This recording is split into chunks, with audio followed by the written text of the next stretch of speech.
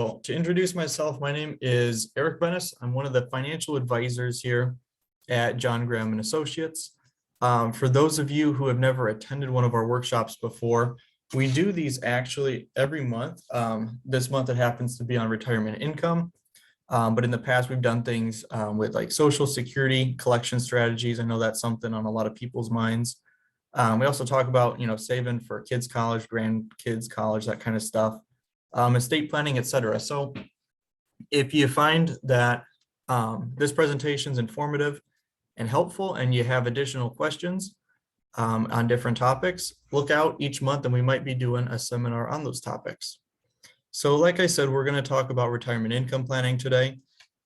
I don't expect you to remember every single thing that we talk about, but my hope is that at the very least, it can motivate some questions in your mind, hopefully some conversations with your spouse or with your family or kids or whatever it is, and start thinking about, hey, what are the important questions to ask? What are the unknowns in our current plan? And how can we get those resolved so that we have peace of mind? So that's the goal tonight.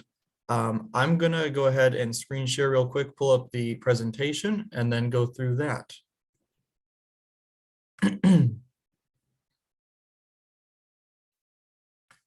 See.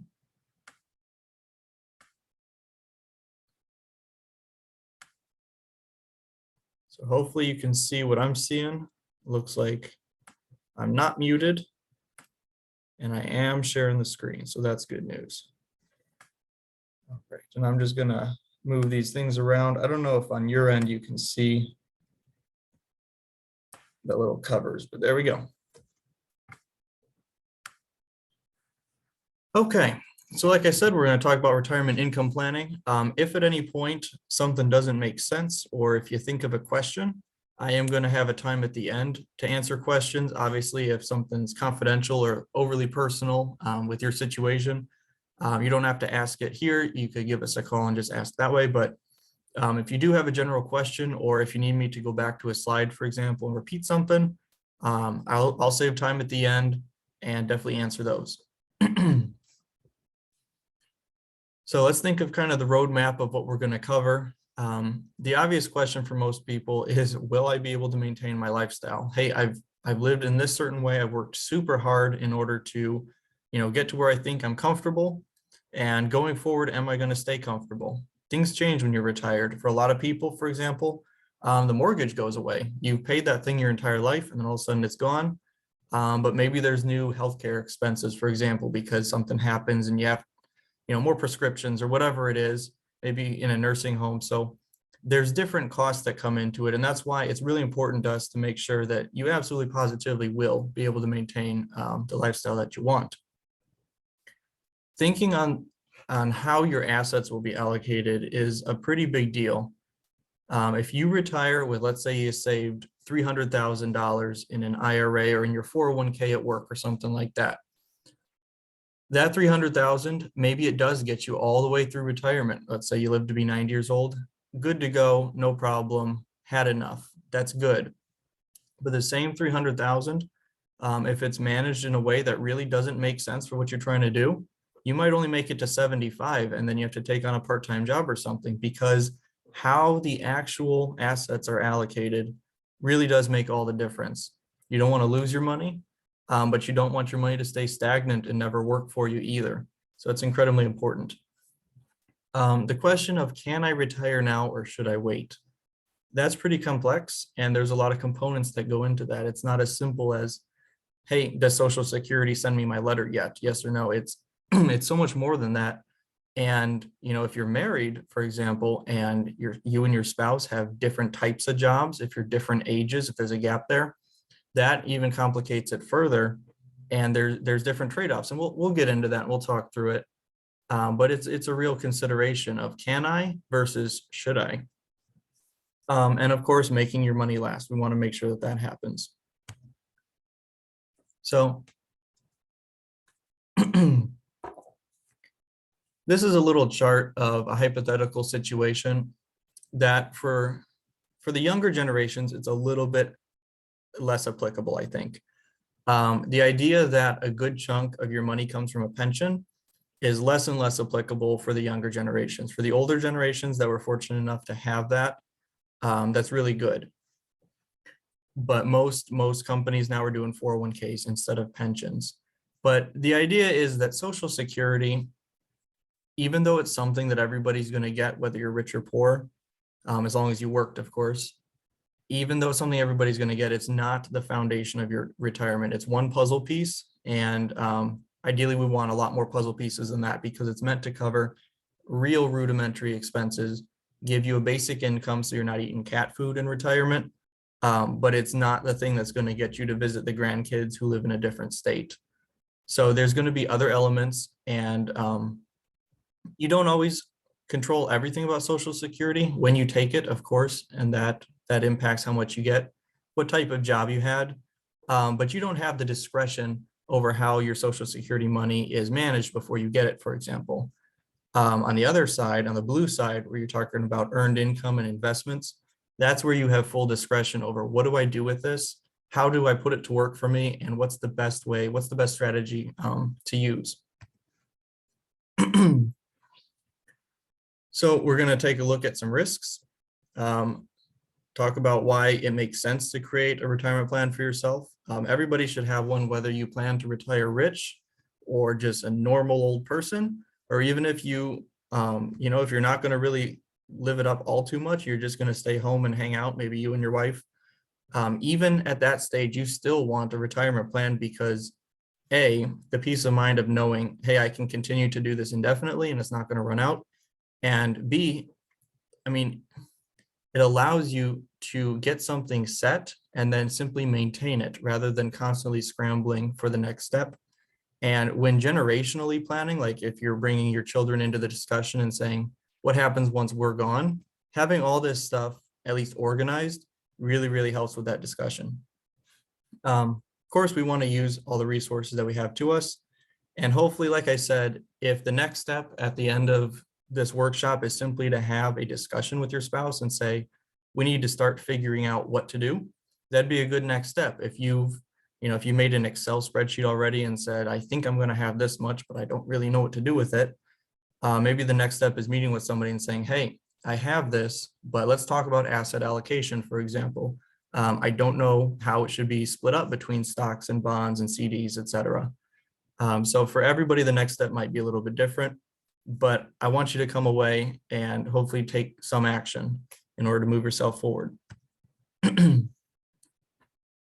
So there's 5 risks that we're going to really hit on, and they're kind of evolving risks as well. The idea stays the same, but over time, they've become different. So number 1 is longevity. The average person's living to be about 78 or so in America, but that accounts for everybody, including, the kids, because kids don't always, they bring down the average life expectancy of a country. However, if you make it past when you're a kid, if you make it through your 20s and all that, and you actually make it to 65, from that point on, your life expectancy is much longer than just the quote unquote average Americans. So a guy at 65, he's going to live typically, statistically, to about 84 or so, and a woman is closer to 87. So if you're thinking about, hey, how long did my grandparents live? How long did my parents live? Let me just assume the same's true for myself.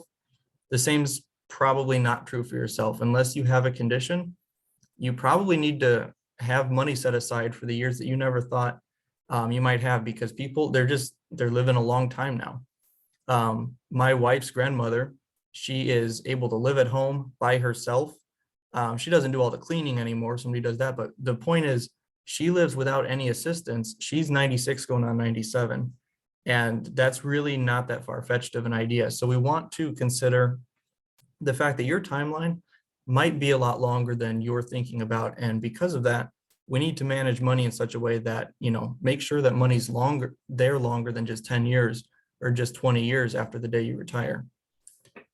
Healthcare expenses and inflation, they kind of go hand in hand, but they're a little bit different.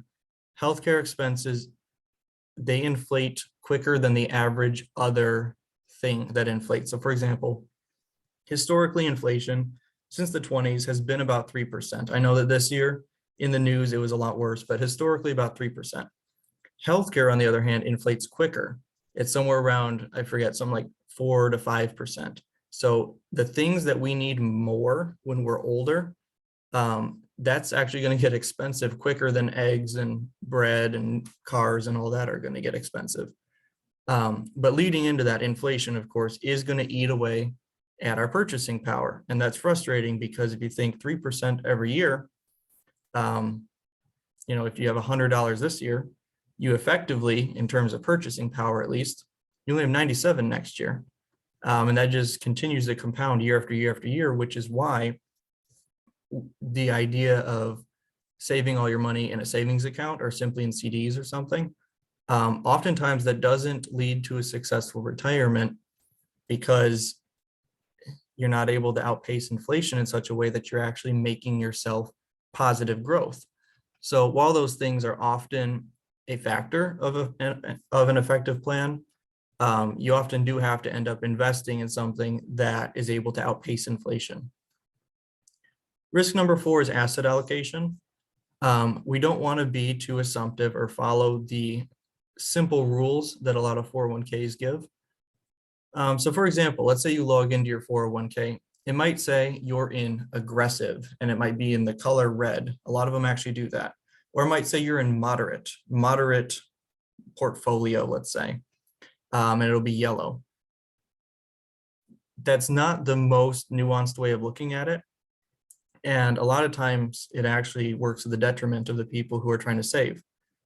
Because just because something's red, like caution, you don't want to do this. That's not true. Maybe it does fit for you.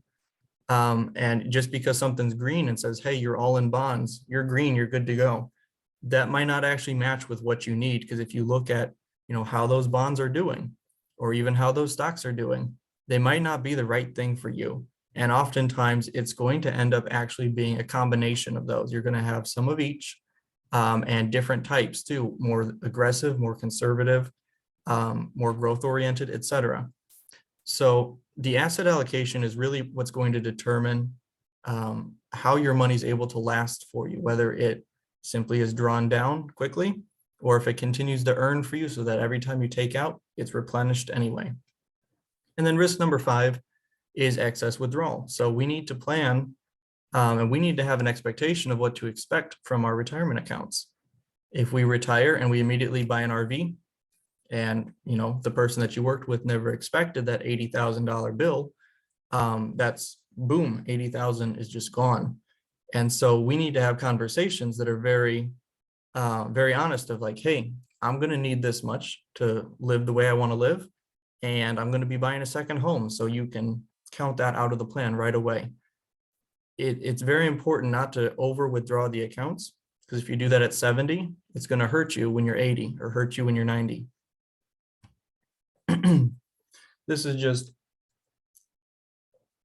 a quick page showing that statistically, if you're a couple and both you guys are doing well and you're at 65, there's a 50% chance that one of you guys makes it into your 90s. There's a 25% chance that one of you guys makes it almost all the way to 100. So the idea of people living into their 90s, like I said, it's not far-fetched anymore. You have a statistical probability almost, 50 is right on the border there, but almost a probability of making it into your 90s these days. So we have to plan as though it's going to happen.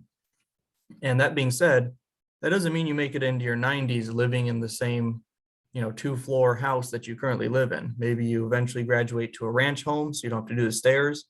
And from there, I don't know, maybe one thing or another happens. You have to go into assisted living. And then maybe the last 2 years, you're in a nursing home. So each of those steps as you age will come with different costs. And that's something that we also have to plan for, because most people don't think of themselves as going to a nursing home when they're living this long. But one of the trade-offs for living this long is often the last couple of years are in a nursing home. And that's a massive cost that we have to build into these plans. So let's talk about healthcare expenses. Fidelity did some research and they found that it's about 300 grand to cover medical costs in retirement.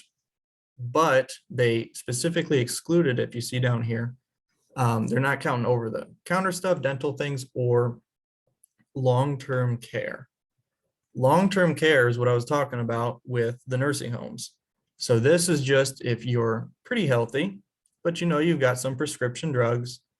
You've got, of course, Medicare Part B, and then maybe if you've got some different co-payments, co-insurance, etc. That on average for the average American is going to come out to about 300 grand. However, you might pay 300 grand in a pretty nice nursing home in a year. Now, maybe not exactly 300 grand, but these nursing homes are a couple hundred every single day, even for just a basic nursing home. So that really eats through savings really quickly. Long-term care is just something that's becoming more and more necessary because people don't die of a heart attack at 70 anymore. They gradually decline year over year over year. And that does cost money, and it's something that we have to plan for. This chart is showing how inflation really eats away at the money that you've saved. So imagine you have $50,000 today, and you could put it under the mattress. You could put it in a savings account that earns absolutely zero interest. But if you do that, let's say today with 50 grand, you could buy, I don't know, a Lexus or something like that, a pretty nice four-door car. And then you come back in 25 years. So you retire early, you're 60 years old, you have 50 grand. You come back in 25 years, now you're 85. If we assume 3% inflation, which is the average inflation, you know, since the 1920s or so, the purchasing power is only going to be about 24,000, 23,880. So you go from being able to buy a Lexus with your money to effectively being able to buy, I don't know, an entry-level Chevy or entry-level Nissan kind of thing. And we have to keep that in the back of our mind when we look at people's retirement money, because if you're not earning anymore, if you're not going to work day after day, then you need to have your money work for you because you're not working. So if you were to invest the 50 grand, for example, there's a very good chance you could outpace inflation. But it's very important that we do it in a responsible and safe way. But the lesson here is simply, we can't have all the money sitting in cash, and we have to be aware of inflation in the back of our minds, that whatever money, even if we're investing, even if we are making money, that 3% haircut is going to come off year after year after year. Some years it's even worse, like this year. Well, in 2022, it was somewhere between 8 and 9%, which was exceptional. That's not normal, but still, it's eating away at people's purchasing power. So here's an example of different rising costs and different portfolio mixes, and we'll kind of break these down. The idea here is they're averaging inflation at about 3%, which is what we've talked about. Healthcare costs, they're showing it at almost 5.5% inflation.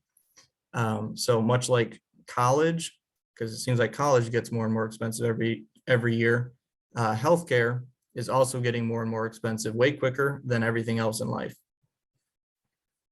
So what they're trying to demonstrate is that different allocations within different types of portfolios often lead to different results in terms of what your returns actually are. Now, they have certain, I guess, buzzwords on here like conservative and balanced and growth and aggressive growth. They're defining conservative as just not having very many stocks, mostly having bonds and short-term money such as money markets and CDs. So this is what they're considering conservative. And I want to take a second and take a step back, because I know that I mentioned earlier that a lot of people, you know, they log into their 401k and it says you're in the aggressive fund. We're going to put that in all red. We're going to put you in conservative and put that in green, and moderate is in yellow. The whole stoplight analogy of how much danger you're in. People often use the words conservative, aggressive in place of risk. So they're talking about managing risk. And this slide goes to show that risk can mean different things to different people. So some people, I think most people, when they say risky, they typically mean stocks. And the reason for that is they're saying, well, stocks go up and down. When the market has a bad day, the stocks are down. Therefore, my portfolio on that particular day is down, and they don't like the volatility of it. However, I mean, that's a fair point. I suppose that is risky. But of course, when they have up days, they have better up days than others. But here's the other risk that this graph is showing. If you're in really conservative, quote unquote, things that have traditionally been defined as low risk, such as mostly bonds and money markets, your risk is that you're just barely outpacing inflation. Whereas the person who's being risky, quote unquote, because he owns a lot of stocks, he owns mostly stocks in this one, he's not worried about the risk of inflation. His risk is the up and down of the market, but it's less so inflation. Whereas a conservative, quote unquote, person, maybe their account stays more stable day by day if that's something that they really value. But their risk is that they're maybe not able to outpace inflation, especially if they have a down year. So I just want to keep that in mind because a lot of people that we meet with, they don't always think through the nuances of what risks are really out there. And you don't want to just make a blanket statement of, never risky, never stocks, because there are trade-offs.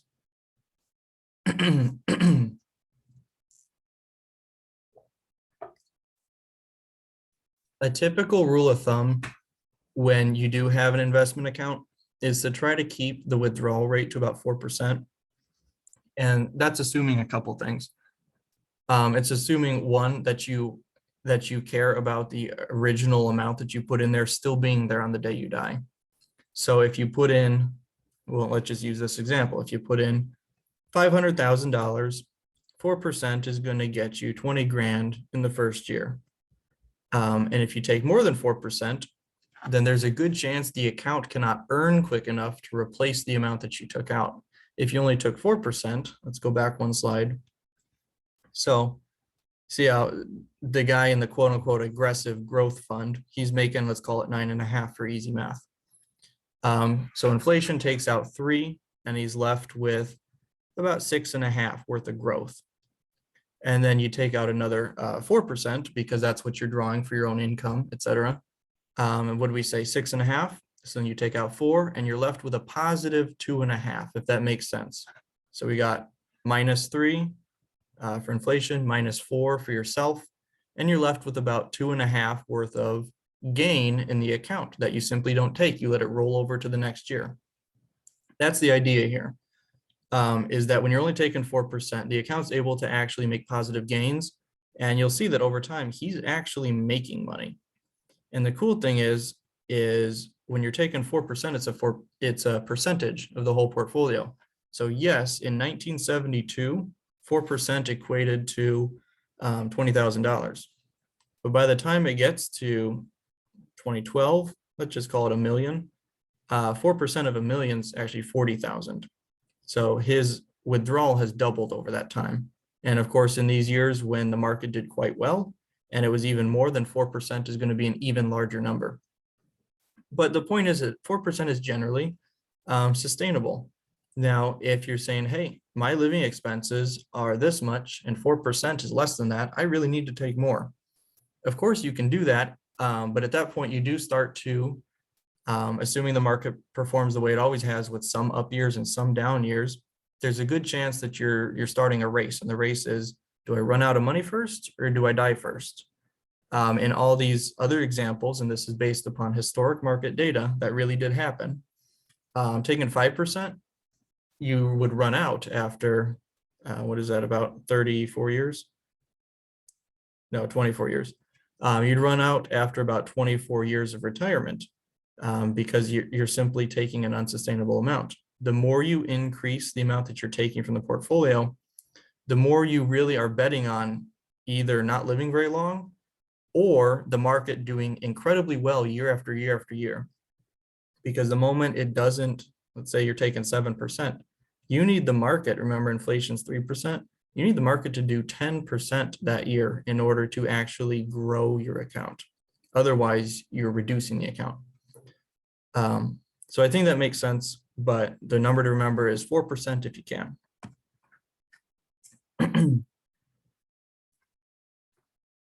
So of course, we want to identify your sources of income, and that does include Social Security. Some people, they just assume, hey, Social Security, that's the number that'll come in. Well, Social Security can be very different numbers based on when you take it, and if you're married, because one thing that the presentation doesn't really cover this, but if you were a stay-at-home mom, for example, and you think, hey, I'm not going to have much Social Security, but you're married and your husband, for example, gets a decent Social Security payout, you're entitled to 50% of that.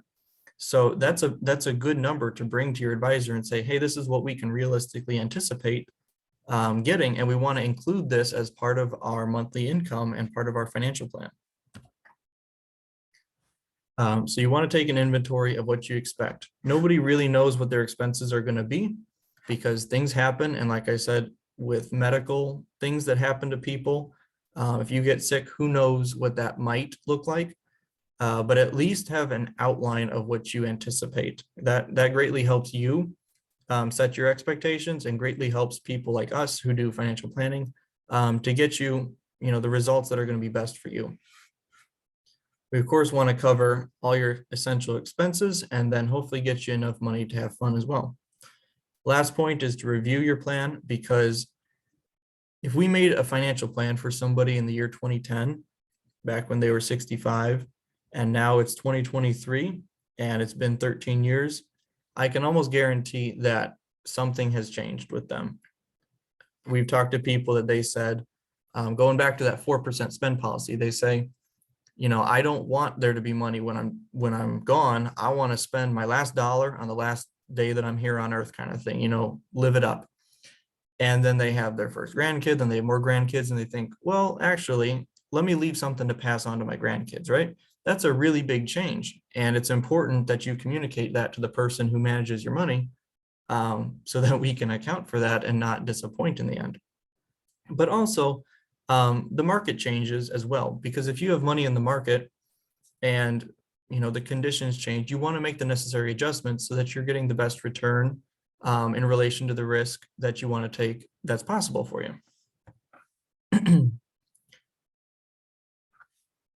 One little thing that this slide covers is long-term care. So long-term care, the point of that is to take care of the nursing home expenses that I said are incredibly high. It's a type of insurance where you pay the premiums, and then if you ever have to go to a nursing home, it pays for the nursing home. So in exchange for paying, your annual premium year after year, and that's a certain amount of money, of course. But when you go to, let's say you're 85 and you have to go to a nursing home, you don't have to worry about coming up with these massive lump sums of money year after year, because you've paid the small premiums for the last, 10 years, let's say. And so then they're able to cover it for you. So that's one way of combating those sudden healthcare charges. One thing I will note actually on this is you can use long-term care coverage even if you choose to stay home. It's not just if you're in a nursing home. So if you're married and you're the caretaker of your spouse, that can still qualify. That can be something, you're providing the long-term care. But the fact is that they're not able to do the normal activities of daily living. There's 6 big activities of daily living that most healthcare providers go by. So the idea is to take care of somebody who cannot do all of those.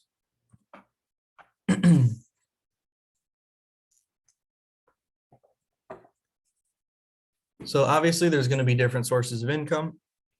You're going to have your Social Security. You might have a pension depending on where you worked. You might have annuities. Not everybody has annuities. But if you didn't have a pension, for example, you're probably going to have a 401k or a 403b or something like that. You might also have a part-time job depending on what you do, if you have a passion for something. And then we meet with a lot of people who talk about rental income, and there are pros and cons to that. So it's not a bad idea. I'll say that right away, but it's a little bit different from other types of income, such as Social Security, and the risks are different. So if you're relying on rental income, that's really not a guarantee, because remember, things can happen. In 2020, it became illegal to evict people for not paying their rent because they said it was a global pandemic, an emergency, therefore you can't evict people. Well, for those people who relied on rental income and then stopped getting paid, they couldn't even bring in new renters, somebody who would pay. They just had to keep what they had. It's also, if you pass away, a lot of times it's a burden on the other spouse who's not used to running your real estate empire, depending on how many you have. So that's something to think about. And also, it's not always easy to sell a house. I know in the last 6 months, it's been easier to sell houses, but we don't want to take that for granted going forward. In comparison to that, Social Security, month after month, it comes. It's something that you can count on. Same thing with if you do your own investments, if you do a 401k and you say every month I want, $1,000 sent to me, that's just, it's there for you. It's always there for you. Whereas we don't want to completely bank on, especially real estate and rental income, where the income can be very variable.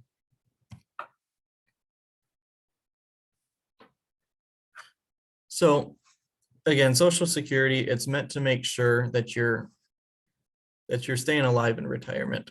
We don't want you living on the street and eating cat food. So it's supposed to keep a roof over your head. It's supposed to keep you decently fed and hopefully warm.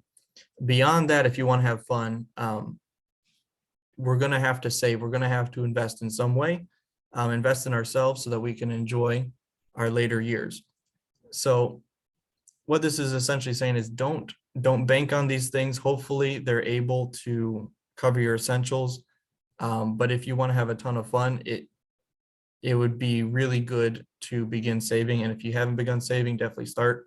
But if you have, that's where the asset allocation comes in again, of making sure that it's always there for you. It's not drained in the first 5 years. It's not, losing in comparison to inflation or what you're drawing from it. The asset allocation really makes sure that it's there to pay for the non-essentials, for the discretionary fun things.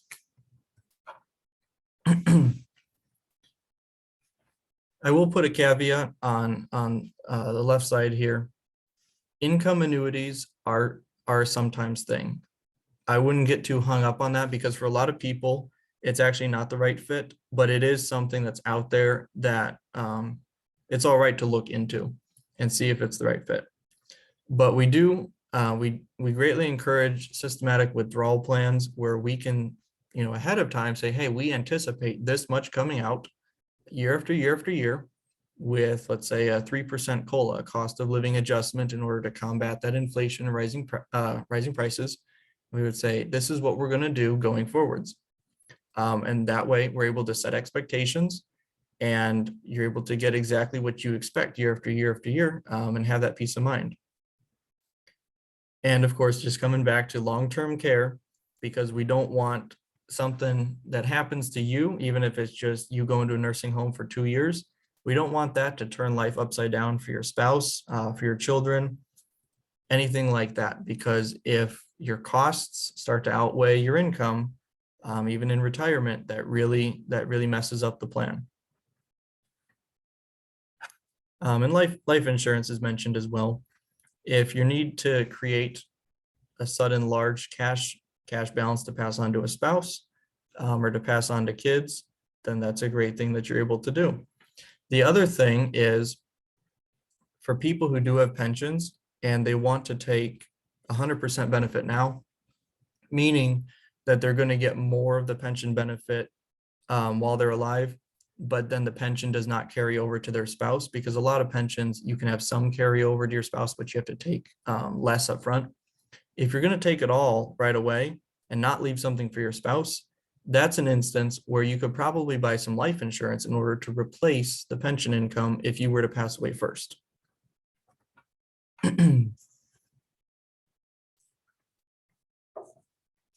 So Social Security, there's different phases of it, depending when you take it, and also depending on when you're born. This says full retirement age is 67. That is sometimes true. So if you're born in 1960 or after, then it's true. If it's before 1960, it's going to be 66 years and X number of months, depending on the exact year and month that you were born. But for the purpose of this example, let's pretend that you were born in 1960 or later, and your full retirement age is 67. So let me first say, full retirement age does not mean the age at which you get the maximum benefit. It's simply when you're entitled to your primary insurance amount, meaning the dollars that you see here on the screen. It's called the primary insurance amount, or the PIA. So if you take it before your full retirement age, you get a reduced PIA. And so the soonest you're able to take it, assuming that you're, well, let me add a caveat here. For most people, the soonest you can take it is 62. If your spouse has passed away, you can take survivor benefits at 60, but that doesn't apply to many people. So for the purposes of our example here, I'm going to say the earliest you can take it is 62. And if you do that, you're going to get a reduced benefit every month. Now, if you wait until 67, every year that you wait, it goes up. There's a formula for that. And then if you wait between 67 and 70, it goes up 8% a year. So let's say you wait until you're 68, then you get an 8% raise off of whatever you were initially going to receive. So what we're looking at here is three different lives. One person dies at 70, one person dies at 80, and one person dies at 90. And what they're showing is if your end goal is to get the absolute most amount of money from Social Security, then you have to live to a certain age to make it worth it. Because if you delay, for example, if you don't take it at 62 and you pass away at 63, obviously you got $0. It would have been better for you to take it at 62 if you were only going to live 1 year. That being said, if you lived to age 90 and you collected at 70, meaning you waited all those years and you didn't take it till the very last year, you're going to end up with the most amount of money. This example kind of assumes the crystal ball of, hey, I know that I'm going to die at 90, so this is the right decision for me. That's what we don't have when we do financial planning. We don't know when you're going to die. So beyond that, it's not just aggregate numbers. There's also the values to it.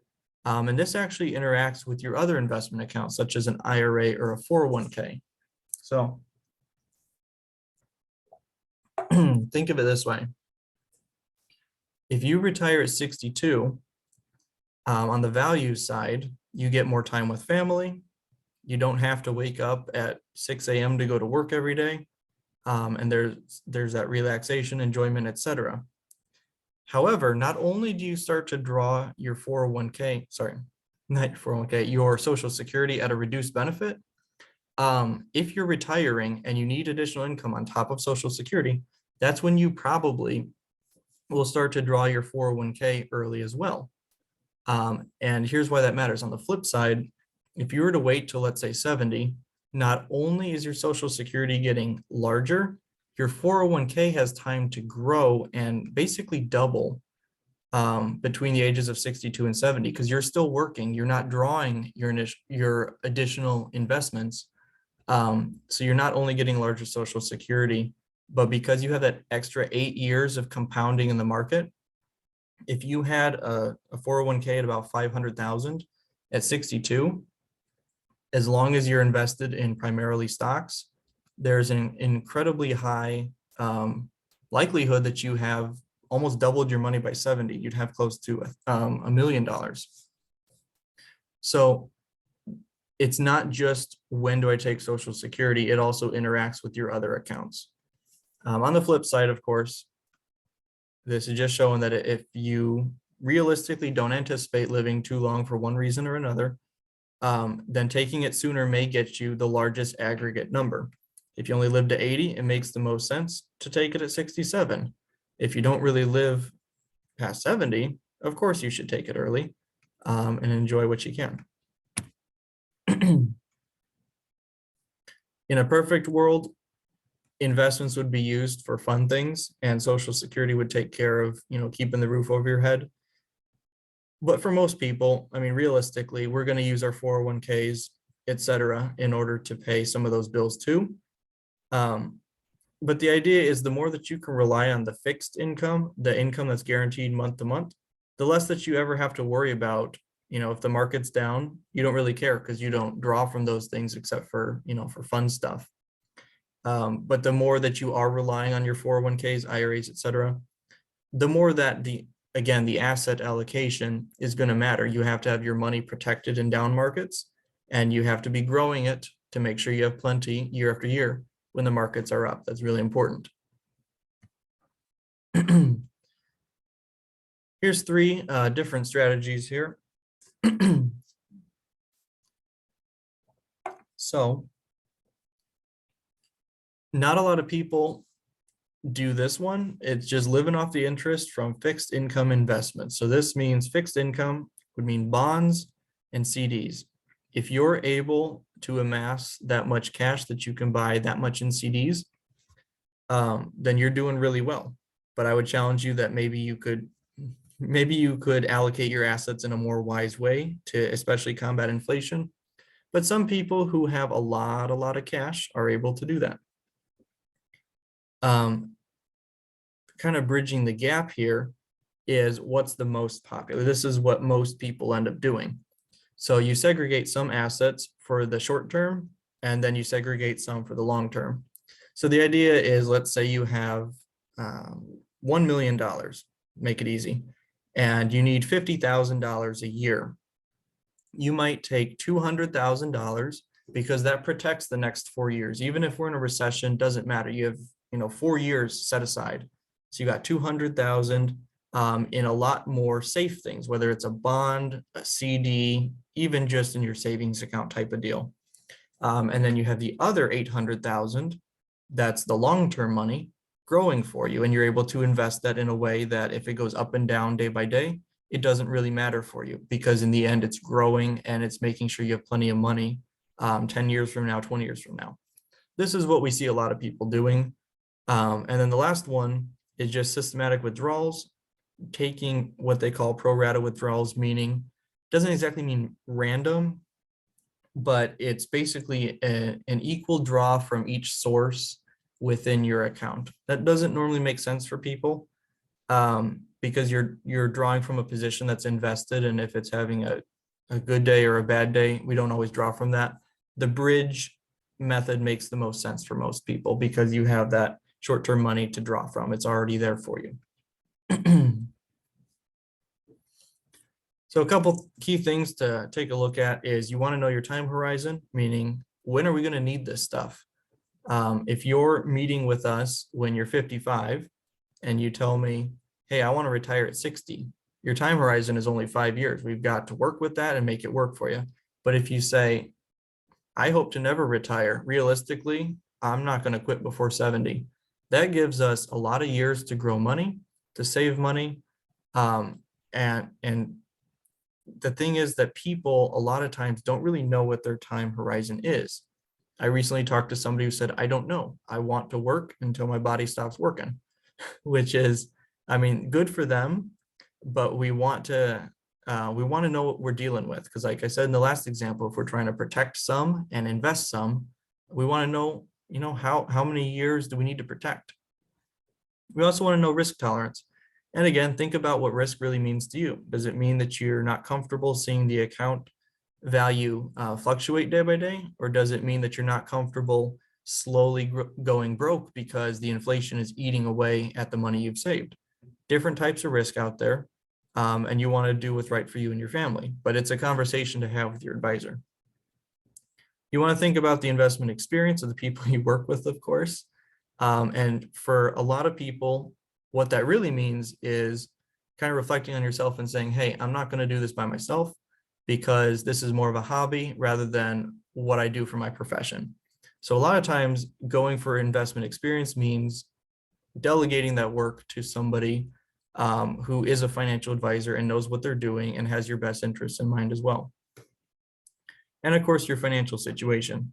I've talked with people who said, hey, it looks like I have just enough money, just barely enough to scrape by, but I am in somebody's will. I'm going to inherit 5 times this much money in about 2 years. The person whose will I'm in, unfortunately, they had this disease, whatever, they're not expected to last. So it was very important that they explained that to me, and that really helped us understand their situation, because if they hadn't have said that, we would have gone in with one assumption, trying to aggressively grow their money, right?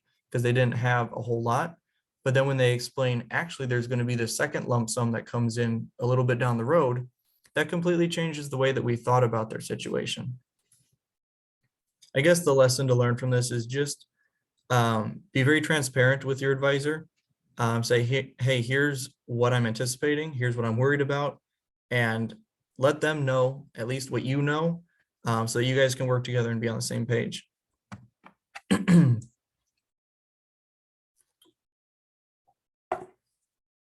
So we like to review accounts with people at least every year. It's not just for you, it also helps us.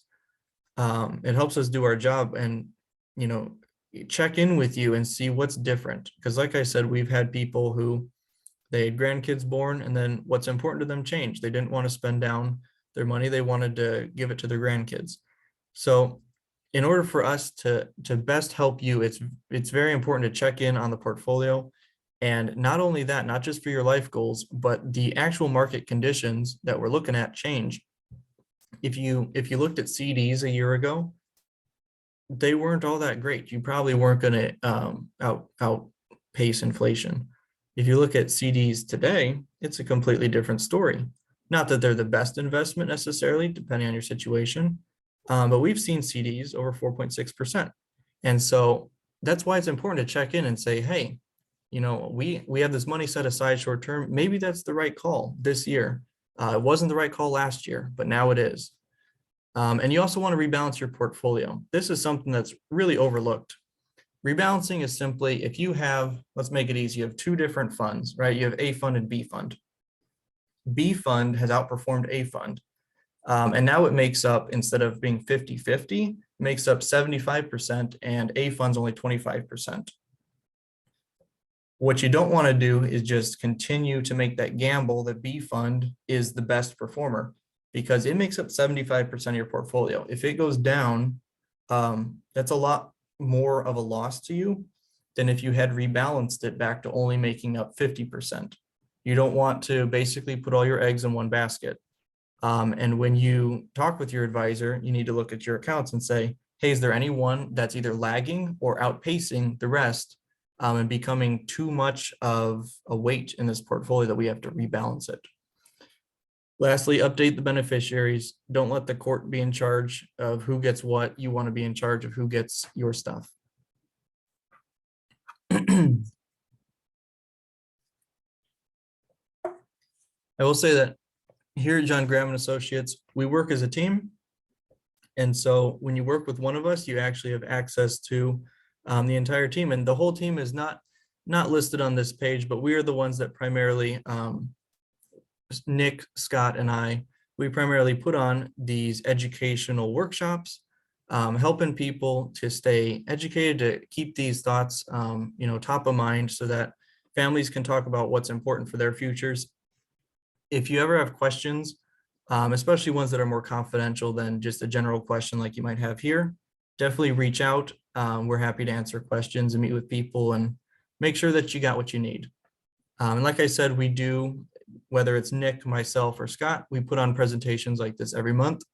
So if there's other questions you have or just wanted to explore new topics, check in next month and see what's going on then. I'm going to stop screen sharing for a moment here.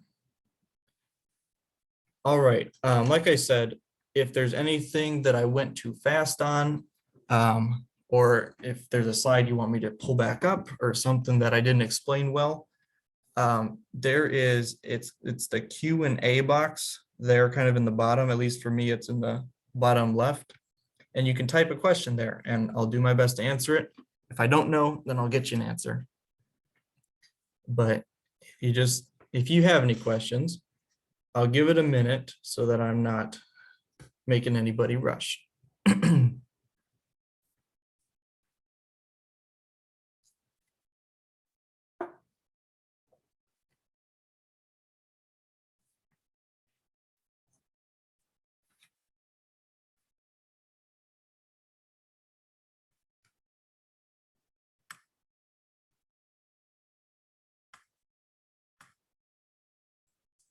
Okay, so it's been about a minute and I don't see any questions.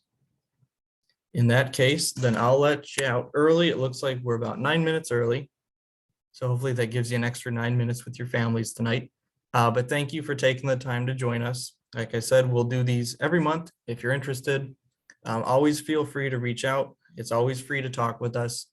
And I hope you guys have a great night and I'll see you guys soon. Thank you.